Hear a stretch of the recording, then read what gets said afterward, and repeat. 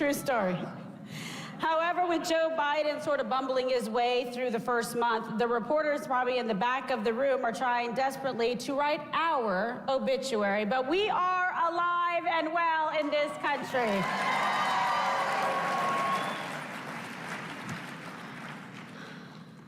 The press wants you to believe that the American conservative movement is fractured. They want America to believe that this movement is dead. Newsflash to those out there, we aren't going anywhere. It's the thousands of conservatives here today and the millions across this country who are not going to be silenced. And we are definitely not going to cede this fight to the socialists and the communists who want to see our nation burn. The fight for liberty, the fight for conservative values, and the fight for the heart and soul of this nation will not be abandoned. That fight continues right here and right now with all of us. And that's because the America First policies and programs, we're not going anywhere. This movement is not going anywhere, and I can promise you this. President Trump is not going anywhere. He is here to stay.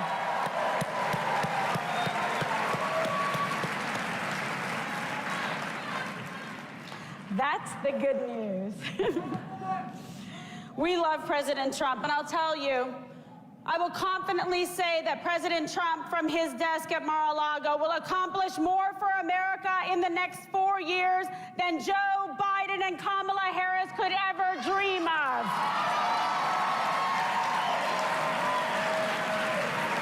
That is because we are not giving up. The Republican Party is being reborn thanks to President Trump. It is being reborn as the party of the working class, of minorities, of hard-working American men and women. The party of America First. The party of President Trump.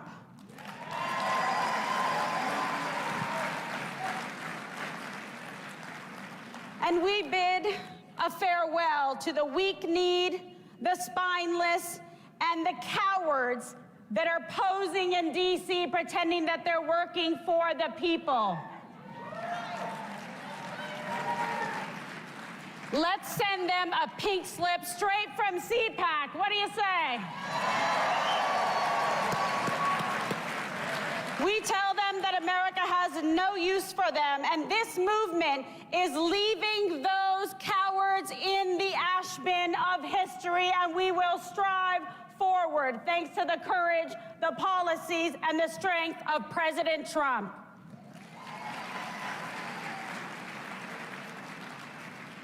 Instead, we will chart a new path, a path driven by bold conservative solutions, a path where we don't kowtow to the demands of the leftist mob, and a path where we are willing to stand up and fight for what we believe in and what we hold true. From California to New York, we will fight to take back this country.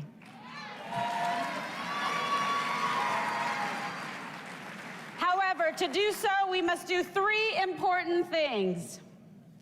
We must demand more from our elected leaders and officials and those that are actually pursuing public office. It is not enough to just be, quote, Republican.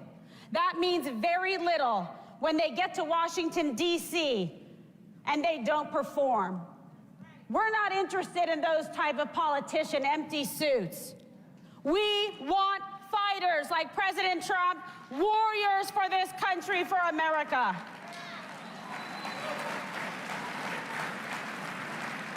And our movement must stay true to America first. As the Democrats scurry to re-enter the corrupt Iran nuclear deal and cozy up to China, we must understand that the survival of our nation is based on putting the American worker and the American family first. And finally, we must take our message into every corner of our nation. America first means all of Americans. All all of us united together as a country. Our ideas, our conservative values, and the solutions that we champion are the key to lifting up everyone in this country. As a movement, our message must transcend party lines, socioeconomic lines, and cultural lines. As one America we put first. If we can accomplish that over the next 4 years, I can promise you we will be winning elections. It will only be the start of what is going to happen because, yes, ladies and gentlemen, the best is yet to come. God bless CPAC. God bless Madam Mercedes Schlapp and the entire team, your family, the military, the veterans, law enforcement, first responders. God bless President Trump, and thank you, President Trump, on behalf of a grateful and humble nation.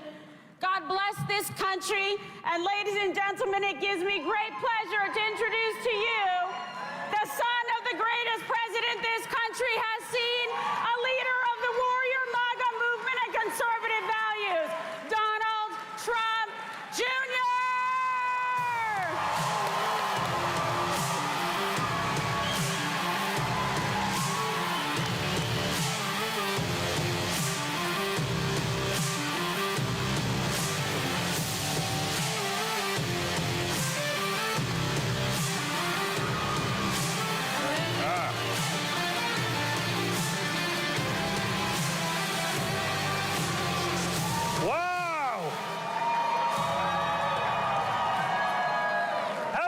CPAC? Or I heard someone earlier phrase it a little bit better. TPAC. That's what it feels like, guys. Well, first and foremost, it's awesome to be here. It's great to see this kind of enthusiasm, and it's great to actually be in a full room. Honestly, guys, what I see in Florida right now is exemplary of the Republican Party. Right? This is a state, like the party is, that has open schools, open businesses, and open churches. What we've seen in some of the more left-leaning states is exactly the opposite. The only thing that they have open is open borders. And it doesn't work, guys. In the first 30 days of Joe Biden's presidency, all of the things that I said would come true in the book Liberal Privilege that I wrote last summer are happening. We listened to months of media telling us that Joe Biden, he's a moderate, don't worry. He's not gonna end energy. He's not gonna end pipelines, which is partially correct. He's not gonna end Russian pipelines. He's only gonna end American pipelines. The Russian ones are just fine. They're gonna cave to China. No, that was never gonna happen. Of course it happened. You think that billion-dollar investment in Hunter came for free? No, the Chinese have a great return on investment. But guys, more importantly, who would have thought that within 33 days we'd be bombing the Middle East again? I would have. Oh no, guys, come on, the military-industrial complex, I'm surprised it took them 33 days.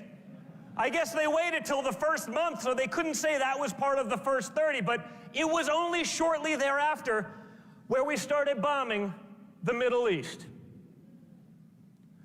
Speaking of bombing the Middle East, have you seen Liz Cheney's poll numbers?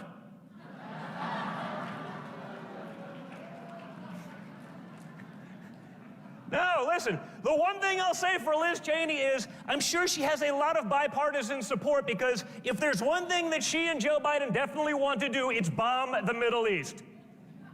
Everything else is a disaster. Everything else is just rhino policies, the kinds of policies that put the Republican Party in a position where they needed a Donald Trump. No, seriously. Liz Cheney and her politics are only slightly less popular than her father is at a quail hunt. What? Fact checkers, please have at it.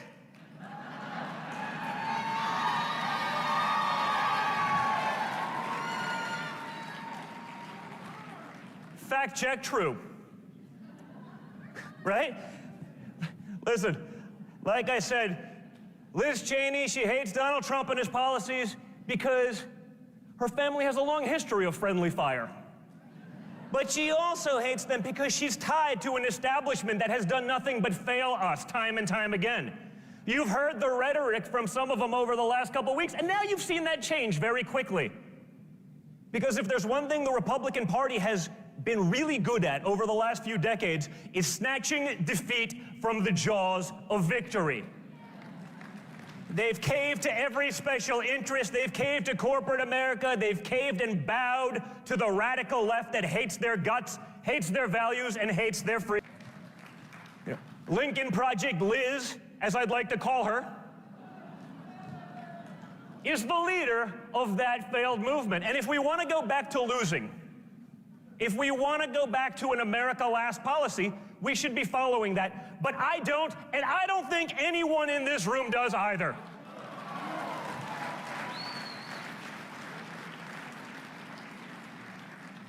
So, you know what, guys? The first 30 days has been a disaster.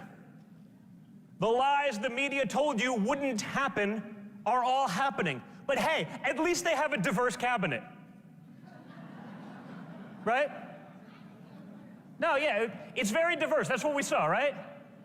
What is the policy of the SBA? Well, first and foremost, we appointed a woman. Well, that's wonderful. Is she competent? Because there's competent women and there's incompetent women, just like there's competent men and incompetent men. We've seen that. We know that to be a fact.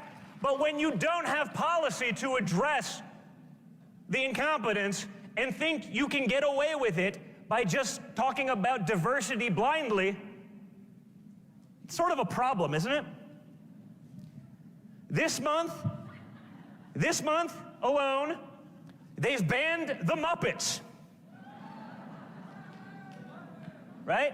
I mean, if there's things that you thought were sort of above cancellation, you would be wrong.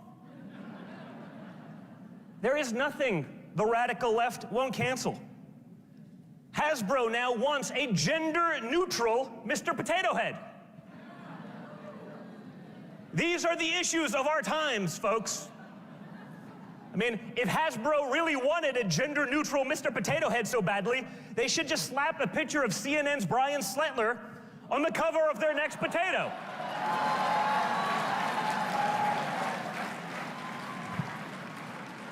What?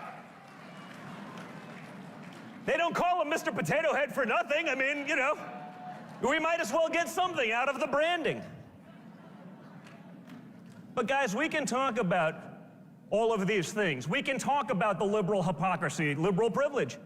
Just look at how magically, in 33 days, children in cages turned into migrant shelters for children. Now, mind you, nothing actually changed. If you look at the pictures, there's nice bars on the walls.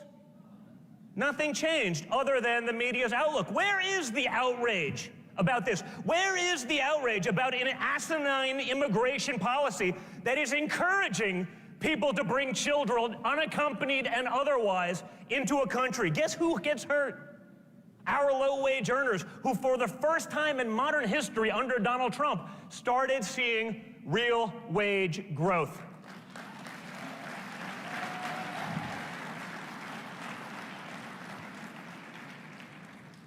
We see it time and time again. There's a double standard by which we live, but when you look at what's going on, if people were informed of the actual facts, rather than spoon-fed a narrative by big tech and the mainstream media, we wouldn't be in these things. There was a poll that came out just this week that said 1 in 6 people would not have voted for Biden had they known about the Hunter Biden scandal. Yeah, where is Hunter? Guys, I'm sure he's making billions in China right now. Don't worry. Don't worry.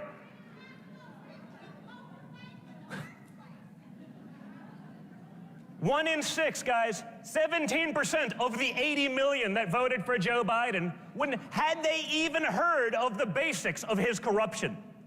We were all talking about it, guys. It wasn't anything new, but that also shouldn't surprise us.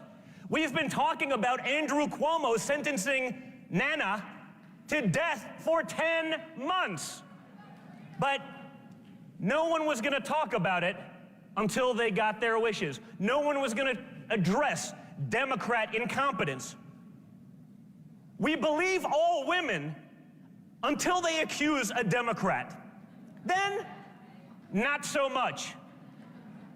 But guys, that's why we have to stay engaged. That's why we have to stay in the fight. That's why we can't allow them to steamroll us like they have done for decades. When you look at what's going on just this week in Congress, you have Democrats petitioning major corporations, Comcast, Amazon, to ban conservative news outlets. Not radical parties. Fox News, Newsmax, OAN, just ban them.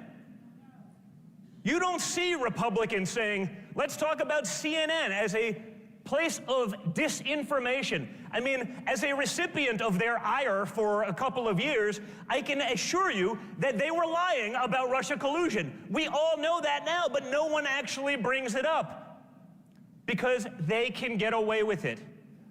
They are able to do that. Big tech will silence you if you come out against it. They will crush you. They will call you racist and everything else. Just like, imagine, we'll bring back Cuomo, right? Imagine Ron DeSantis did what Cuomo has done over the last couple of years. He wouldn't be getting an Emmy. He'd be in jail. Right? Credible accusations of harassment swept under the rug. Verbal harassment swept under the rug. Hiding evidence from the DOJ swept under the rug. No problem. Give him an Emmy. Remember Fredo when he was talking about it? Oh, for months? Oh, where's Fredo? He's so quiet these days. Why isn't Fredo talking about these things right now? Again, liberal privilege. No, we can't address that. Really? You can't address that. But you had no problem joking around with massive Q-tips, making clowns of yourselves for months prior. That's what we're up against, folks. But together, we can win these fights. We have to be vocal. We can't be put in the corner. We must be out and engaged. And that's where you guys come in. So, I'm looking forward to Sunday. I imagine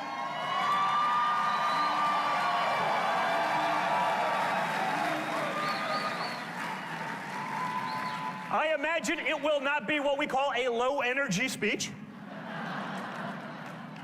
And I assure you that it will solidify Donald Trump and all of your feelings about the MAGA movement as the future of the Republican Party. So thank you, CPAC.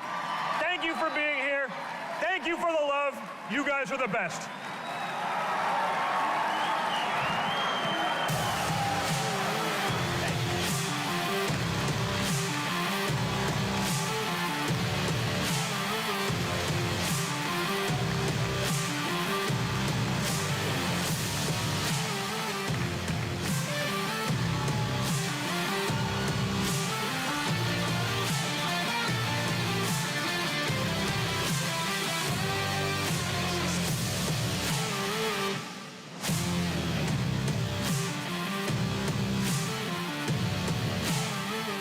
What do you save in your amp?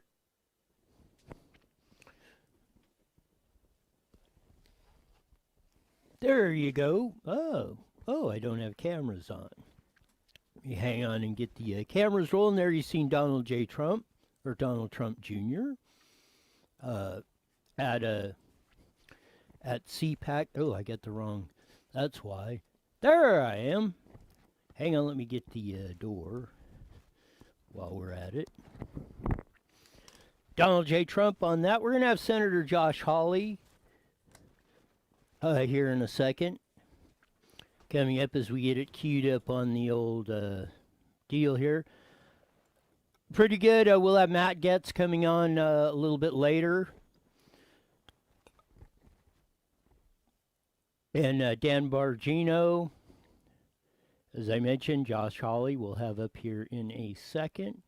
Pretty, I like the point by Donald Trump Jr. Yeah, Joe Biden said he wasn't going to stop pipelines. He just didn't tell you that he was only going to not stop them in Russia.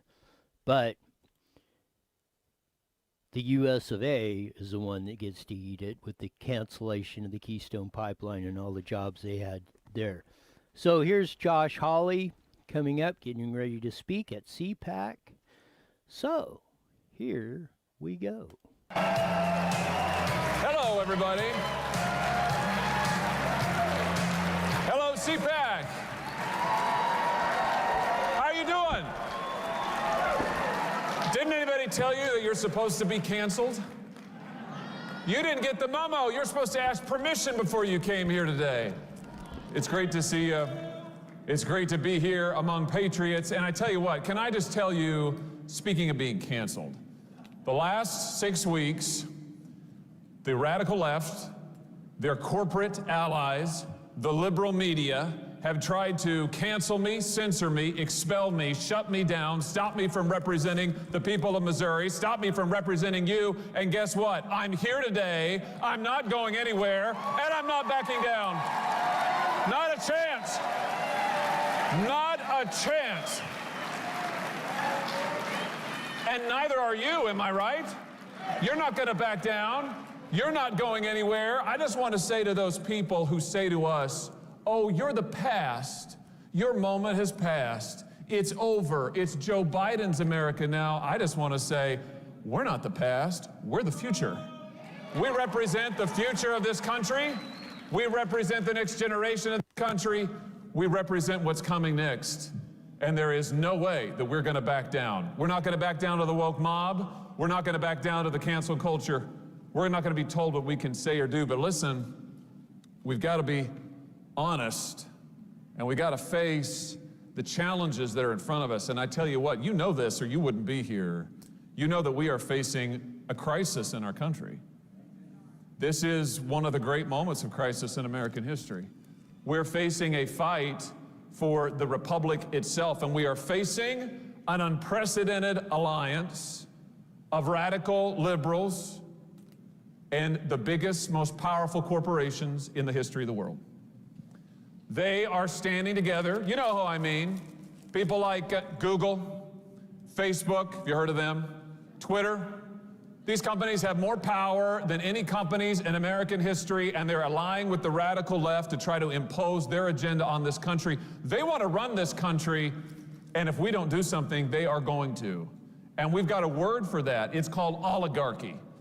And that's what we're facing in America right now, and we've got a basic choice. We can have a republic where the people rule, or we can have an oligarchy where big tech and the liberals rule, and that is the choice, that is the challenge that we face today. It's a perilous moment.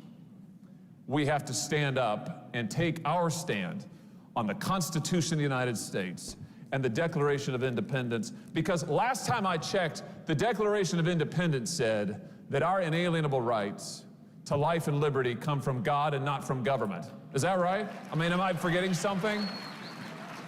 And I also thought, last I checked, I thought that the Declaration said that our rights come from God, not from Google. Is that right? I mean, last I checked.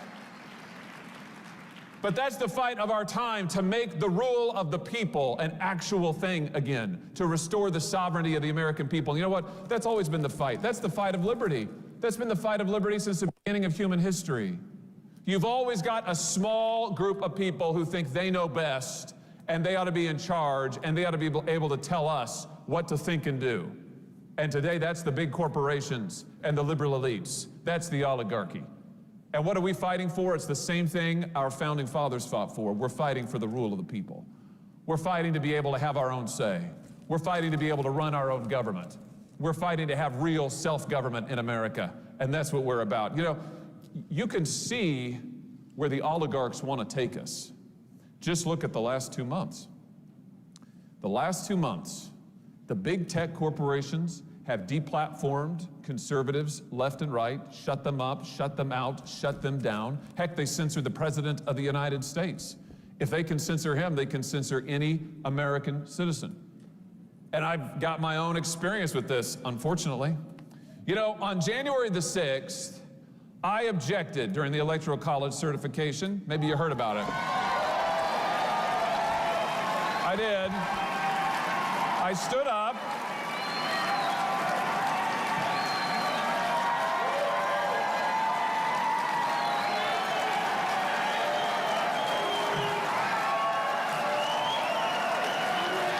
I stood up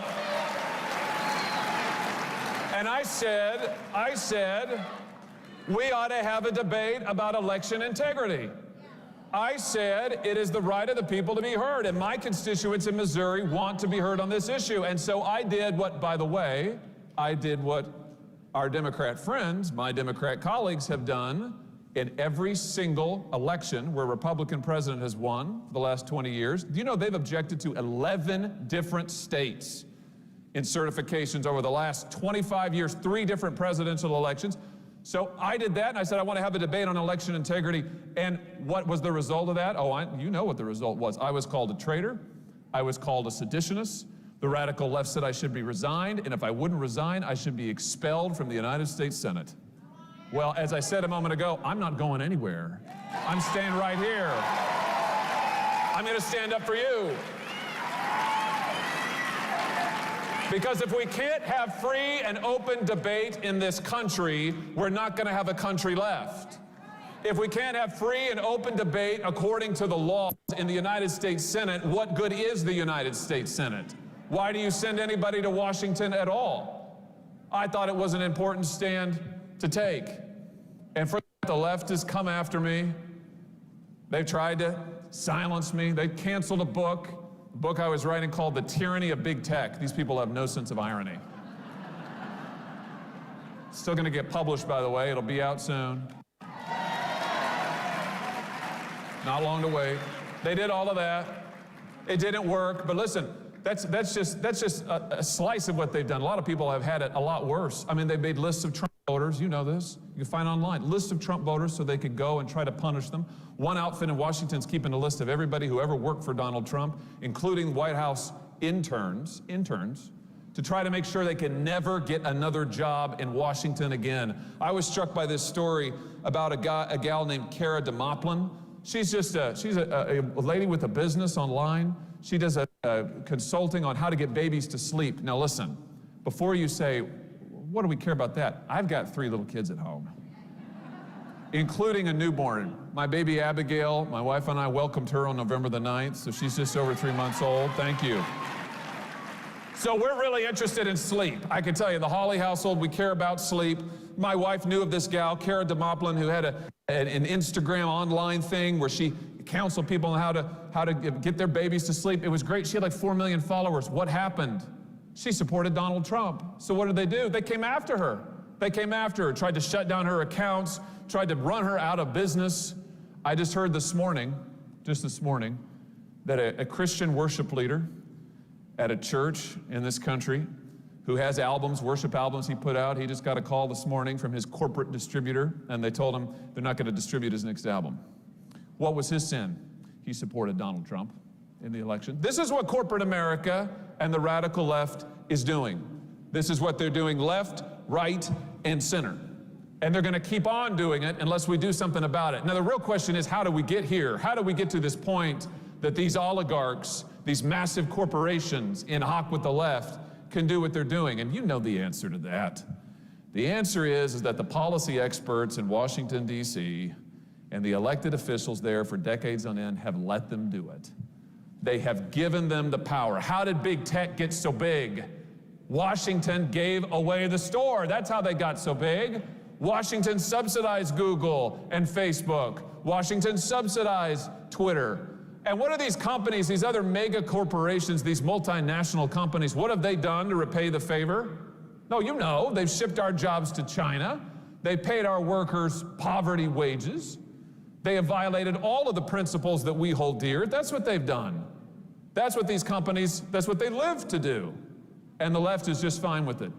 Because the left and these companies together, these oligarchs, they can impose their agenda on the rest of us, and that's exactly what they're trying to do. So what are we going to do about it? I mean, that's the real question, isn't it? In this moment of crisis, our country needs us to take a stand. In this moment of crisis, our country needs us to stand up and to say, we will not be ruled by giant corporations and the liberal elite. We will not be told what to do by these modern-day oligarchs. What we need is a new nationalism, a new agenda to make the rule of the people real in this country and give the people America back. Give it back to them. Give it back to you. No more rule by oligarchs, rule by the people. That's what we've got to do. And I can tell you how I would start. I would start by breaking up the big tech corporations. Just break them up. Break them up in the name of the rule of the people. For the good of the American people and our liberty, we need to break those corporations up and cut them down to size. You know what? The Republican Party, once upon a time, we were the party of trustbusters. You know it? I mean, we invented the concept, basically. It's time to reclaim that legacy. It's time to reclaim that legacy, and not just for big tech, but for all of the huge multinational corporations that have sold us out to China, that have sold out our workers, that have sold out our jobs. They need to be broken up, and we need to have free, fair competition in this country again. That's what it means for the people to rule. We've got to stand up to China and not allow them to continue to push us over, to take our jobs, to cheat on trade. We got to put American workers first, not illegal immigrants. Can I just say, by the way, on that subject, just on the subject of immigration, you know, we get told all the time, well, if you believe in a border, if you think that borders actually matter, if you think that citizenship actually matters, well, my goodness, I mean, you're a bigot. You're backwards. Can I just try to enlighten our liberal friends for a second? We believe in borders because we believe in citizenship. And we believe in citizenship because we believe in America. Citizenship, you know, where I come from in Missouri, I grew up in rural Missouri, small town right in the middle of Missouri. It's a working class town full of good folks working hard to make it every day. And I can just tell you, where I grew up, we believe in citizenship because we're proud of it. We're proud to be Americans. And when you come to America, you join a family. And in this family, we stick up for one another. We protect one another. We believe in one another. That's what citizenship means. That's why it's worth protecting. That's why we need a border. Do you agree? I mean, that's what it is. And we've got to resist the attempts of the oligarchs to divide us. You know, they will only succeed at the end of the day. They will only succeed if we do nothing and if we allow ourselves to be divided. You can see what their strategy is. I mean, we saw it this whole last year. We heard endlessly from big tech, from the left, how terrible our country is. We heard that we are systemically racist. You heard that once or twice? We heard that the real founding of the country wasn't in 1776, it was in 1619 or whatever. You know, we heard that America is founded in lies and evil. I mean, that's what we've been told. All of that is false. All of that is a lie. America is not a perfect place, but it's a good place. More than that, it's a great place. It's the greatest nation in the history of the world. And part of standing up to the oligarchs in tech and in the media and the liberals is reclaiming our history and saying it is good, and we are proud to be Americans. We're proud to have lived in a country that started with nothing and became the greatest country in the face of the earth. We're proud to live in a country that liberated slaves, that liberated a continent that was under the thumb of Nazi dictatorship, that rebuilt the entire world after a world war. We did all of that. This nation did all of that. And are we perfect? Of course we're not perfect. It's like your pastor says at church. Have you heard this? He said, have you ever been to a perfect church? The answer, well, I mean, I haven't ever been, maybe you have. The answer is no, of course not. Why? Because it's full of people. You know, every church is full of people. America's full of people, but it's full of good people. It's full of good people who continue to seek the light and continue to strive towards that more perfect union. Now, my friends, it's up to us to stand up and to remind our fellow Americans of what we believe together, of what we love together, and to tell the oligarchs who want to rule this country that their day has passed, that we are going to stand for the liberty that our forefathers fought and died for, and we are going to make it real again in this day. We can do it. We can do it. You know, it seems now in this moment like the oligarchs and their allies are so powerful, but the truth is that the strength of America is always in the unheard voices of its people all across this great land. The strength is in you. The strength is in us together. And I just want to close with a line I've thought a lot about, a quote from Daniel Webster, who in some trying years of his own that he knew, a trying time before the beginning of the Civil War, he used to end his speeches in the United States Senate by saying, "Union now, union forever." What he meant is that for those who said that America's time had passed, that the country was hopelessly divided, that it was irredeemable, sound familiar? He said, no, union now, union forever. I just want to say, my friends, America now, America first, America forever. God bless you. It's great to be with you.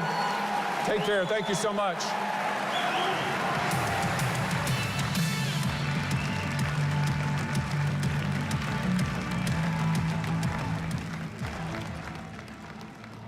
There you go. There was Josh Hawley. Portal is more than an energy project. It's an attack the weak against. That was just gave a speech. I think Dan Bongino is up next here on CPAC. So we'll hit that as soon as we can find it. Here we go. It's interesting. I was telling my wife on the way up. We work from home, we do the show from home, and it's a really kind of peaceful, calm, sedate environment. We're at like a 0 energy level outside of the show all day, and then when we leave, we get immersed into this crowd of patriots, and it goes to a 99.6, and it's so overwhelming. You make my emotional cup runneth over, so thank you very much. To all of the best. And listen, before we get started, I can't in good faith start this speech without saying a big thank you to the godfather of the conservative movement in modern times, the now too soon departed Rush Limbaugh. Just a hero in our time. You know, folks, it's not just that, as I think some of you may have heard me say on Fox, but I'll say again, it's not just that Rush was the best player in the game. It's that he was the best player in the game for his entire time in radio. And he invented the darn game. Like the game is, Mickey Mantle didn't invent baseball. Rush did. And I would never be here without Rush Limbaugh. Sadly, I'm going through kind of a similar fight, now. We'll be okay and everything, and I appreciate everyone's wonderful wishes. Your positive energy and prayers are just infectious. Thank you. They are. But I can tell you, and I'm sure many people in this room have been through that and some sadly worse, but it really does change things. And it's almost been a blessing. They say, gosh, that's weird. No, it's not. You really see things more clearly. See everything more clearly. Things you thought mattered don't matter anymore. I was telling my wife when I came home from the hospital in New York and we didn't know how severe this condition was going to be. I remember driving by this area that hadn't been built yet in Florida. It was still under construction. And I always thought to myself, gosh, I'll live long enough to see what goes there. And I didn't really have that answer that week. And your attachment to things just changes.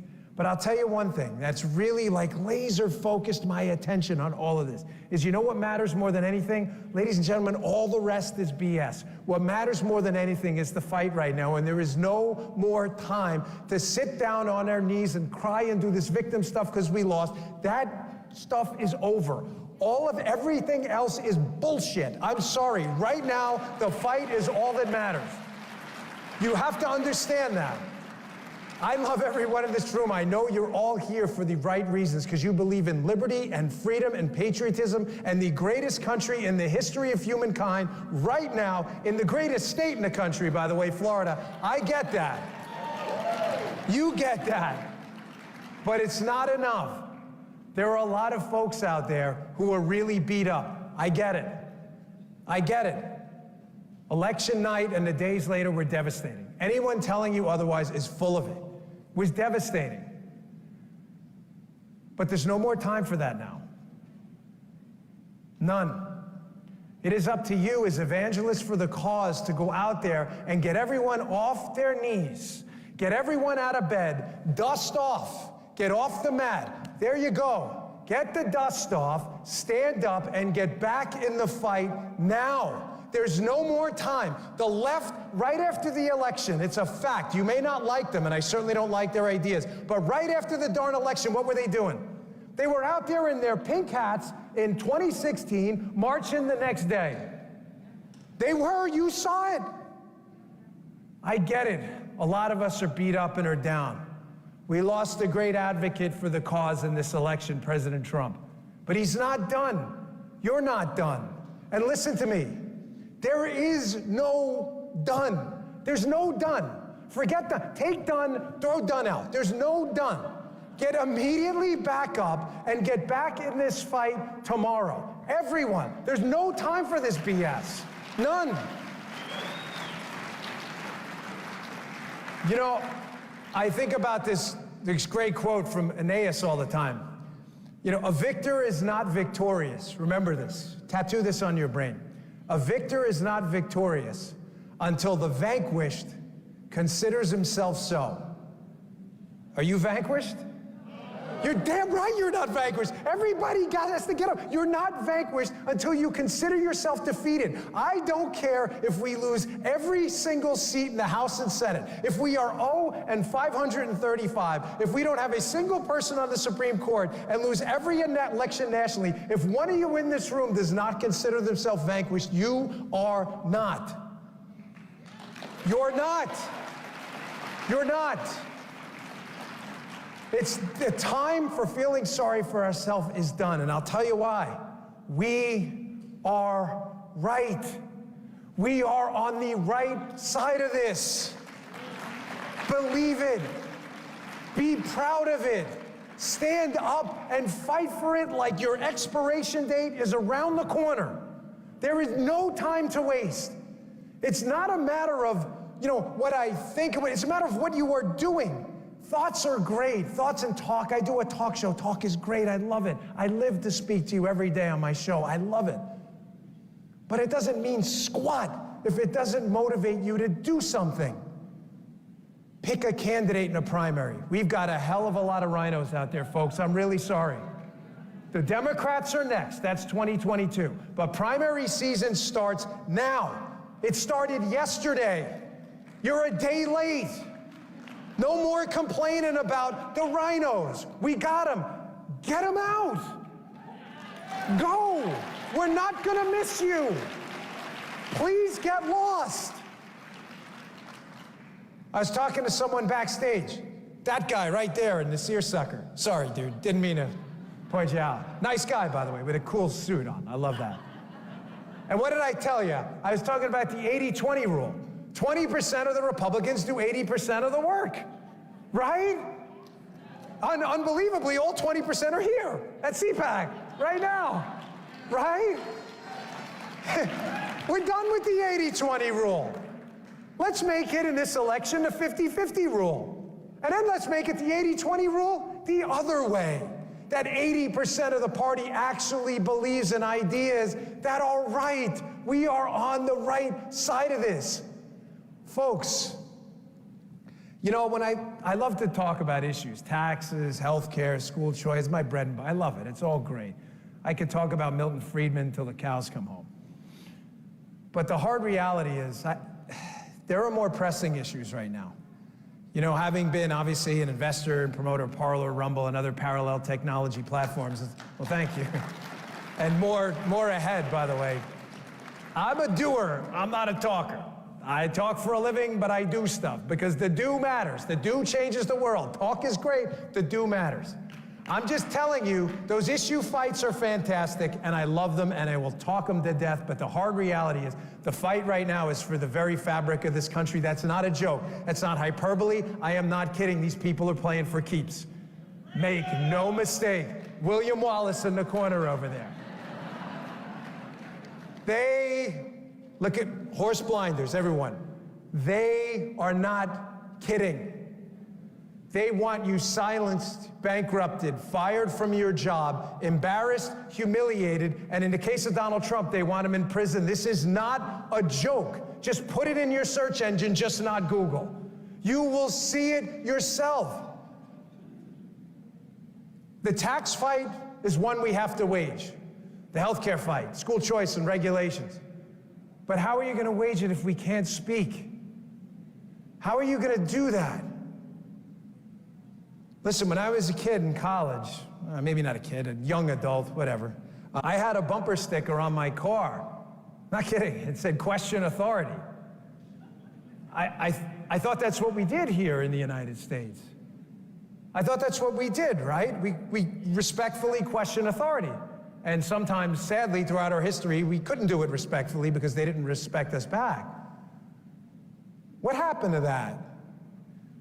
Where are our friends in the ACLU and our liberal friends who may disagree with us, but who, in the past at least, historically were the ones who fought against government spying and things like that? Where'd they all go? It's just us now. It's just us now in this room. And I'm really sorry to tell you that. Sometimes I get like choked up even thinking about it. It's just us. You're the real renegades now. Everyone in this room. You're the misfits. You're the new hippies. You're the renegades. You are. Damn right. And ladies and gentlemen, if we're going to go down, then we're going to go down fighting. You want to cancel us off Twitter? We'll start Parler. You want to cancel Parler? I'll start Parler too. You want to cancel Parler too? I'll start another platform after that. You want to dump a server farm? I'll buy a server farm. You want to shut down a cloud support? I'll start a cloud company too. You want to do DDoS stuff? What do you want? Anybody? I'll do it all. Payment processors? Shit, I'll start a bank with you if you want. I will start whatever you want. If we have to split this country's economy in half because we will speak and we will not be silenced, then damn it, we will do it in this room with the real misfits and renegades sitting in this room right now.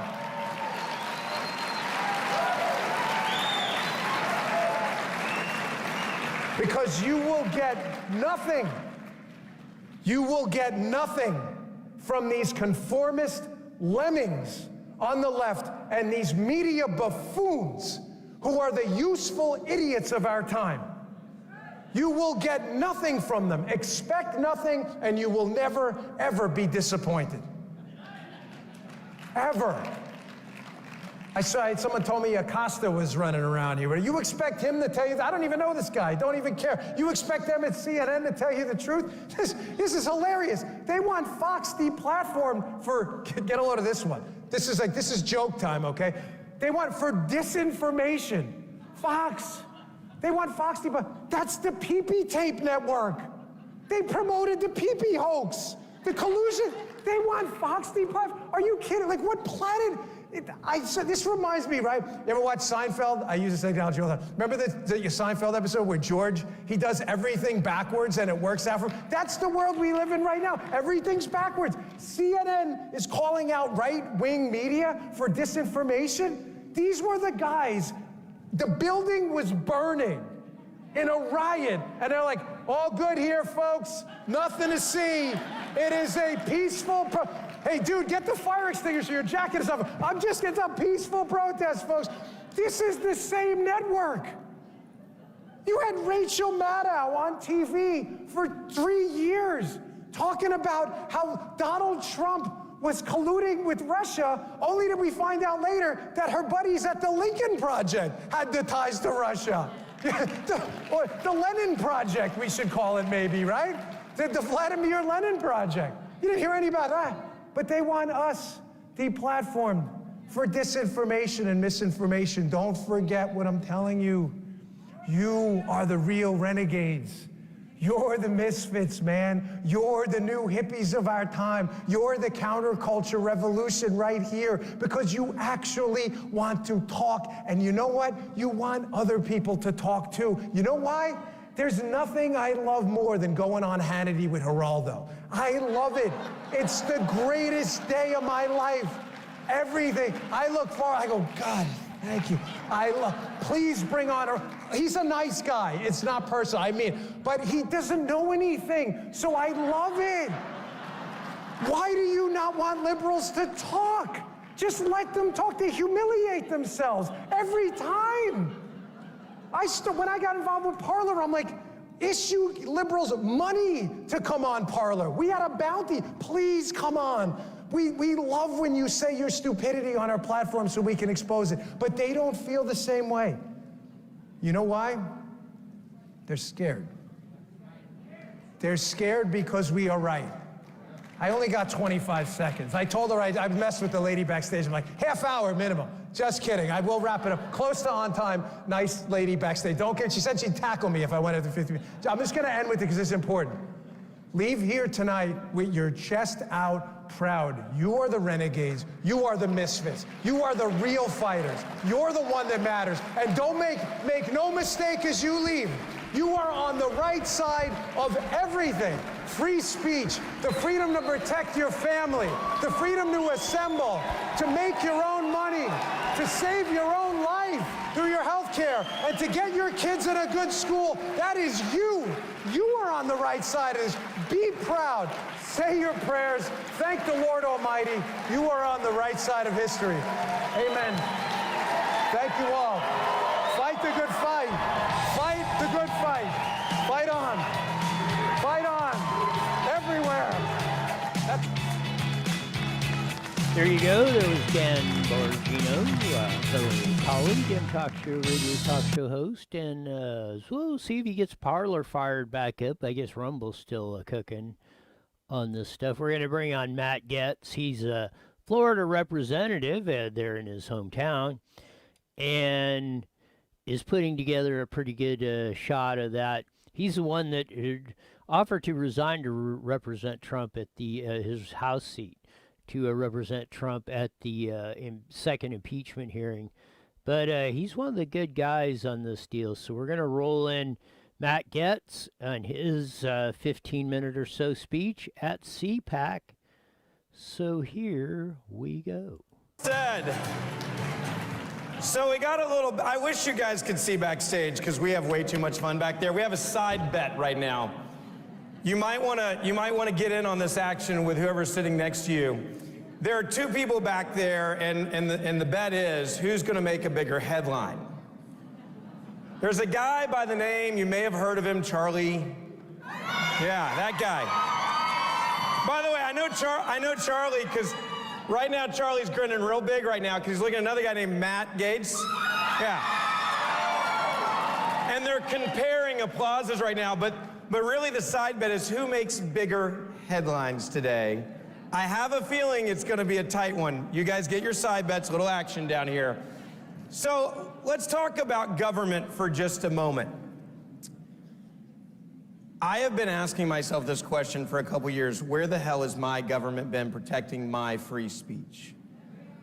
Where the hell is my government that is making sure that my words aren't being deleted? Where are they?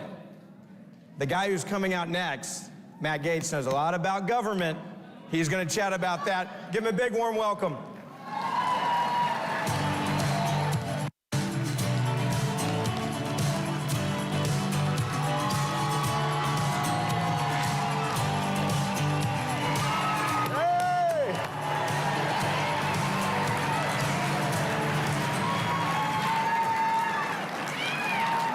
That good a warm welcome since I was in Wyoming. My fellow patriots, don't be shy and don't be sorry. Join me as we proudly represent the pro-Trump America First wing of the conservative movement. We're not really a wing, we're the whole body. We're the main attraction in the greatest show on earth. It's our ideas that fill the stadiums with cheering fans, and while the establishment owns the think tanks, we're the ones doing all the thinking in the populist movement as conservatives. Turns out populism is popular, and everyone can see who the fakes and the phonies are and where we can find the real deal. A year ago at CPAC, I was the first Republican in Congress to swear off donations from federal lobbyists and political action committees. Their money is no good with me. Now, I can't say I started a movement. Not a single other Republican joined me. But it turns out I was ahead of the curve because the woke corporations turned around and canceled us. Many Fortune 100 companies will not donate to pro-Trump Republicans. Some have even pulled their sponsorships of this conference. American business should be worried about business, not wokeism. We gather here today in the shadow of Disney, a corporation that recently canceled its own founder, Walt Disney. Look out, Mr. Potato Head, you're next. I'm sorry, I think now he's going by Potato X. Can't be Mr. Potato. And see, to me, the whole concept of the Mr. Potato Head was you could move the parts around. I mean, Mr. Potato Head was America's first transgender doll, and even he got canceled. So while I stand alone in the House Republican Conference in my rejection of PACs and lobbyists, I am never alone when I stand with you, the great people of the greatest country that has ever existed. Now, unlike the left and even some Republicans, the America First movement will never sell out to foreign interests abroad or special interests here at home. Our citizens come first. Sorry, not sorry. Now, I'm a canceled man in some corners of the internet. I'm a banned man in the state of New Jersey. The governor literally said I was unwelcome. Many days I'm a marked man in Congress, a wanted man by the deep state, but every day I'm a Florida man, and it is good to be home.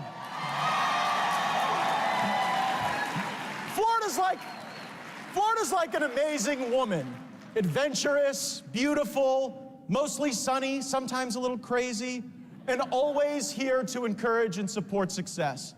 By contrast, New York is like a bad ex-husband. Mean, won't let you go out to dinner, you're less safe, financially spiraling downward, and they may kill your grandparents. Now, the fake news media and their allies in Silicon Valley made Governor Cuomo out to be some iconic cross between King David and Tom Brady. What a big lie that turned out to be. According to former aides, Governor Cuomo was offering to replace staff meetings with strip poker. Meanwhile, they were stripping Granny out of the COVID ward at the hospital and tossing her in the nursing home, just enough time to infect everybody and then go back to the hospital so that deaths could be recategorized for politics. How about freedom for young and healthy people, learning for students, opportunity for entrepreneurs? How about we ditch the lockdown governors like Cuomo and Newsom and Murphy and never ditch the American way of life and the American spirit?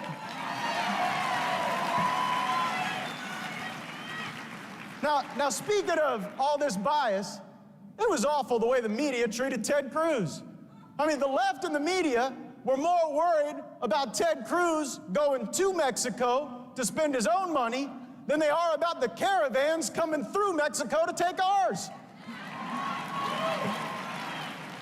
The greatest threat to our liberty is big government, and the second greatest threat to our liberty is big business, and there is no bigger business than big tech. The flow of digital information impacts every aspect of our lives. If we win the debate, but lose the internet, ours will be the last generation of American greatness. They'll open the borders, lock down our businesses, and squelch even the faintest whispers of dissent. And here's what I don't get. Leaders in both parties have no problem flooding the deserts of the Middle East with American cash and American blood over the mirages of democracies potentially emerging far, far away. But they won't lift a finger here in our country to do what is necessary to preserve our republic, and that is to ensure access to the digital world for everyone, regardless of their politics. Elon Musk calls Silicon Valley Sanctimonious Valley for a reason. And the terms of service on Twitter can never be more important than the values that undergird our Constitution. We need more than a legalistic definition of the First Amendment. We need a culture of free speech in America. Now, when big tech and big government team up, America starts to look more like China. And the Chimerica dream is shamefully a nightmare for our people. All technology means is doing more with less. When big government fuses with big tech, government only becomes more efficient at acquiring and centralizing power. Tyranny with greater ease and lower cost. Bill Clinton famously joked that China's attempt to control the internet would be like trying to nail Jell-O to the wall. It turns out the Middle Kingdom has done even more nailing than the 42nd president. They even send their spies to nail some of our politicians.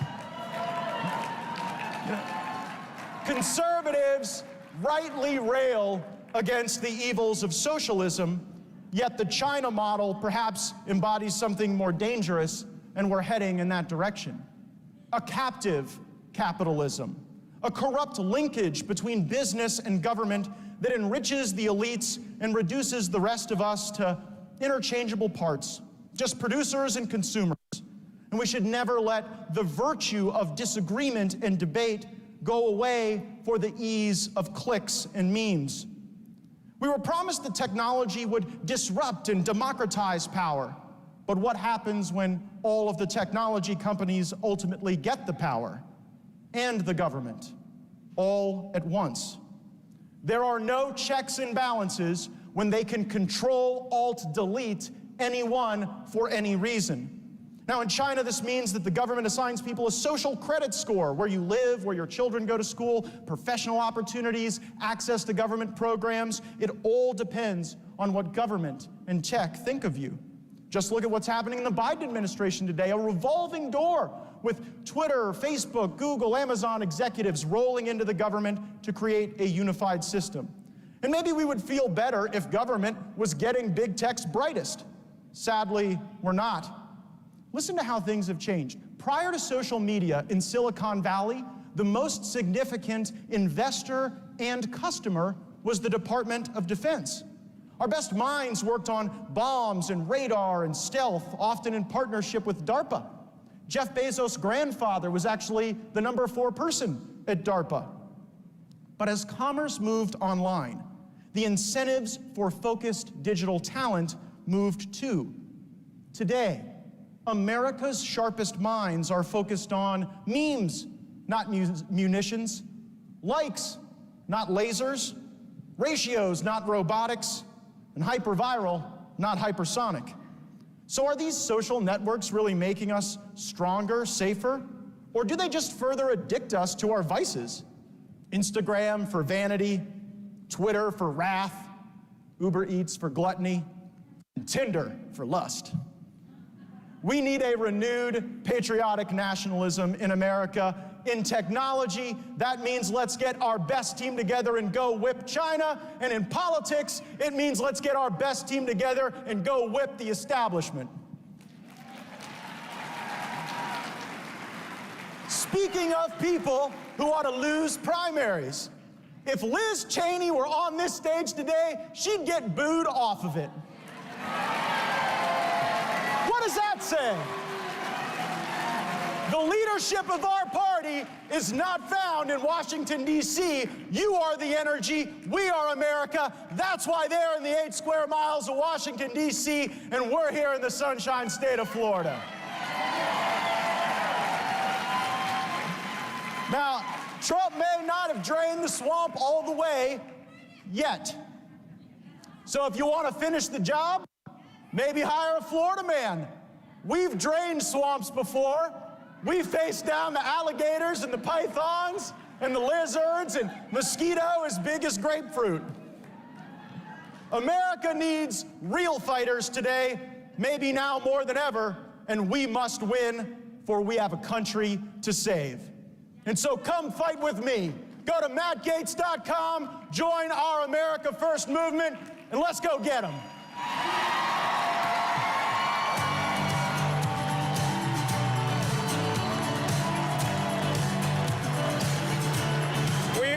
We almost played you off stage.